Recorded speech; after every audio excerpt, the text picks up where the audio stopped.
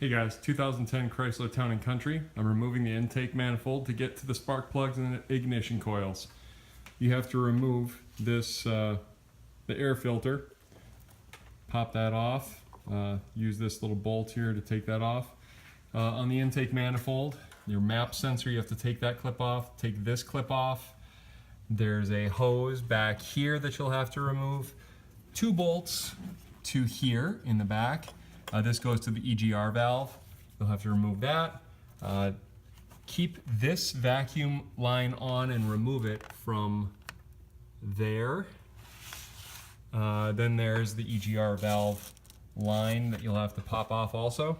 And then we have 1, 2, 3, 4. Sorry about the light here. 5, 6, 7 very long bolts, which you can see I took out here. And then here we have 2 small copper, I believe, bolts, and they're 2-tiered. That means that there's a nut holding a bracket onto this bolt, and then this bolt is holding the manifold in place. So those brackets are right here. I had to bend them away. So you take off the first nut, then you bend this bracket away, and then you take off the next nut. And with that, I think I used a 13 millimeter to take those off. These longer bolts are 10 millimeters. And then you just take this off. And I'll show you that in the next scene. It's pretty loose right now, but I'll take it off and show you. And you can see I just moved the intake manifold off to the side. I only have 2 hands, so.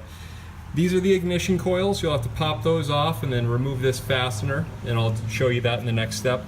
But it's important that you do cover up where the plenum goes to make sure nothing falls into there. See you in a moment, because I'll show you how to remove the spark plugs.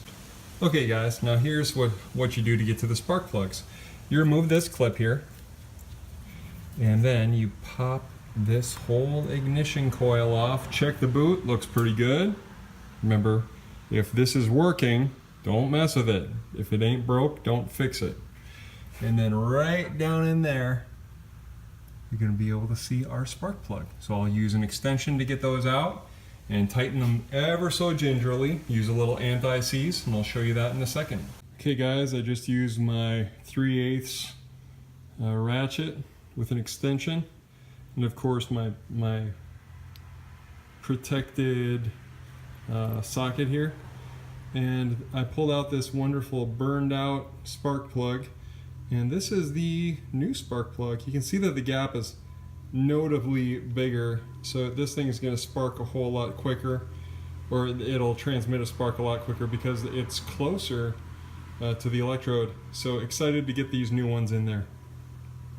Okay, so now I've put a little bit of anti-seize, copper anti-seize on there, and I'm going to fit this back into the slot. And then I'll put the ignition coil back on. The ignition coil is working just fine.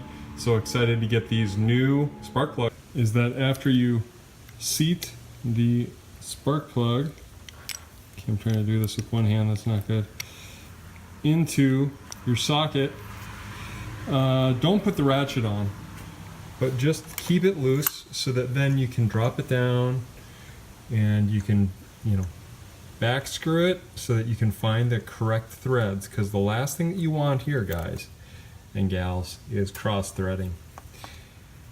That would be zero fun. So I'll hand tighten this and then come back with my torque wrench, set to 20 pounds, 20 foot-pounds, all right? And get those seated in there all nice and respectable like. All right, see ya.